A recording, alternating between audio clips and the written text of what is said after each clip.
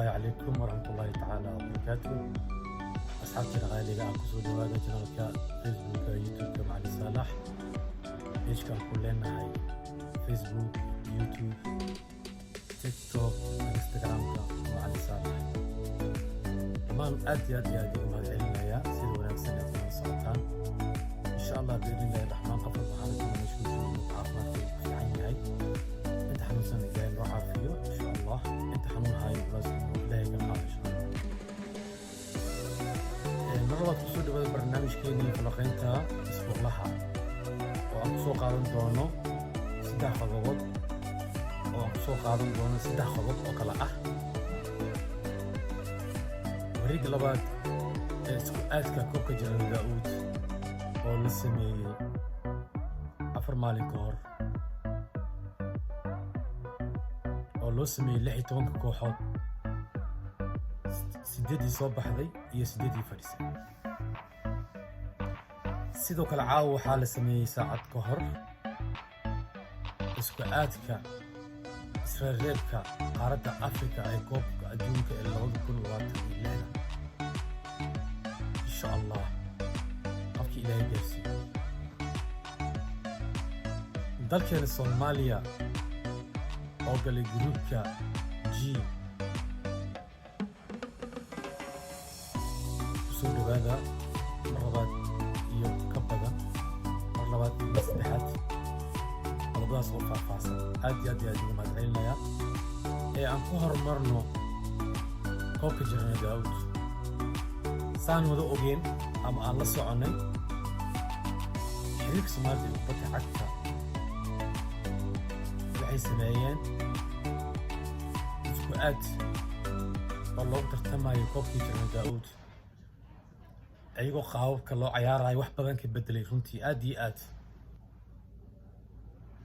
sanadihii la soo dhaafay General Daud qaabka loo ciyaarayo aad ay ugu duwanaa waxa dhan aad iyo aad macnaha ugu farxeen ayna ugu mahad celiyeen xiriirka Soomaalida kubadda cagta markay arkeen qaabka hadda wax loo sameeyo loo bedelay 8 kooxood ayaa la fadhiisiyay 8 kooxood 4 koox kamid ah waxay ahaayeen kooxaha Serie A ah waxay kamid ahaayeen kooxaha Serie B barnaamijka maanta iskugu imaan waxaa waaye qorituurka General Daud oo feeskiisa hore noo soo dhammaaday oo sanadkan loo ciyaarayo systemkii hore system ka duwan hore waxaa u soo ciyaaray 16 kooxood waxaana gruubkaas ka soo baxay 8 tiim iyo 8 tiimkii kale hadda waxaa u sameynaynaa qorituur insha Allah waxaana rajeynayaa in ay noqon doonto mid oo wanaagsan waxaa kaloo tartankan waa 16 kooxood 8 kooxood waxay ka soo gudubtay 16 kooxood oo hore oo ciyaaray waxaa imaatay 8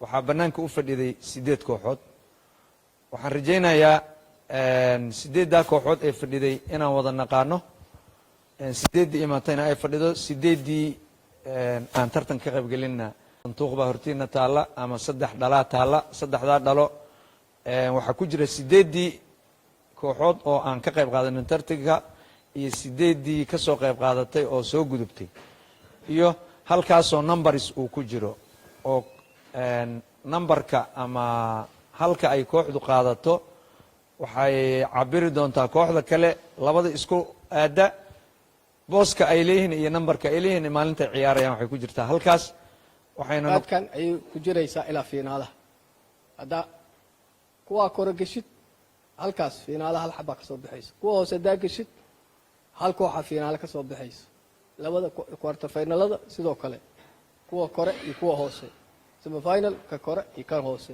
fiinaalahana waa kaas u jeedaan saasuu noogu samaysan yahay gelinayo waa kuwa A1 A2 E1 B2 C1 C2 D1 D2 markuu loo soo qabto kooxdaas la qoro gacal wuxuu noo soo qabanayaa kooxdaas kooxdii la ciyaari lahayd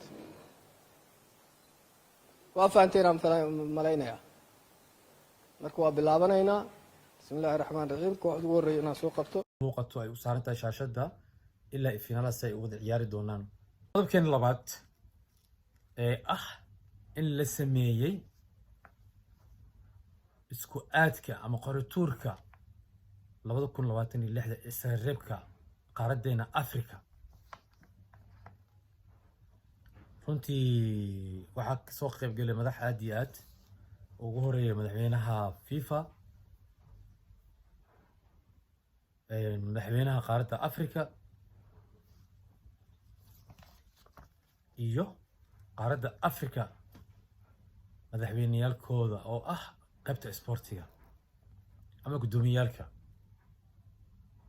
qaaradda Afrika. dalkan Soomaaliya waxaa noogu qayb galay oo noo ahaa gudoomiye Cali Cabdi Maxamed Cali Shiino iyo xogeyaha Dr. Yusuf Muxudiin. madaxda lagu casuumay maxaa yeelay tartankaas qayb ayaan ka nahay isla reebkaas. dhinaca kale sanadkan waxaa xoogaa la kordhiyey, kooxiyaa la kordhiyey. meeshii Afrika shalay ay ka ahaayeen 5 ama hore ay ka ahaayeen 5 wadan, hadda waxaa laga dhigay 10 wadan. isku aadka la sameeyay waa 9 group oo min 6 qolo kasta waxay ciyaaraysaa 10 ciyaarood home away ah. 10 ciyaarood 9 group oo min 1 ah waay. kooxda kale oo 10aad waxay noqon doontaa kooxda ugu dhibcaha badan ay kaalinta labaad gashay oo weliba soo mari doonto ciyaar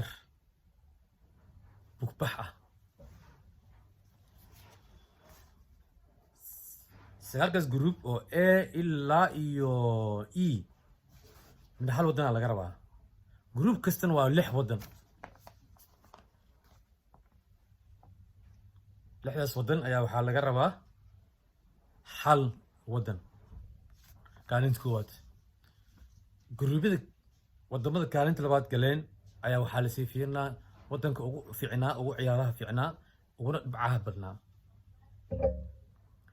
xafladaasi oo lagu qabanayay dalkaasi Ivory Coast oo runtii ay kasoo qayb galeen ciyaartooy aad iyo aad magac ugu leh qaaradda Afrika oona soo maray kooxaha caalamka ugu magaca dheer,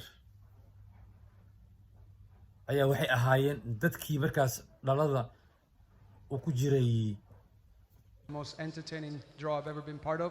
So thank you very much. It's been a pleasure to join you on stage, legends. Thank you. Back to you. Thank you very much, Mandolo. I must say, indeed, for me, it's been an absolute pleasure to be amongst such greatness on stage, the African legends. And from my side, I can wish all 54 teams all the best in their campaign for the FIFA 2026 World Cup, which will be beginning in November. Our wonderful host, Mimi Fawaz. Mimi. Welcome to my country. And then, it's very, very important to participate, to play the World Cup. So in 2014, that was our last participation.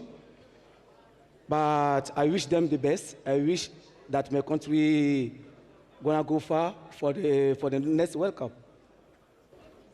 First of all, I would like to say greetings to everybody, greetings to all the football associations in Africa. Of course, FIFA President, Mr. Infantino, and CAF President. When we qualified for the first time till 2022, I think we have been very consistent, except in 2018 that we didn't qualify. And it looks like we are getting used to the World Cup right now. And 2026 is not going to be easy. Expectation is high back home, but we will try our possible best to make sure we also qualify. All right, best of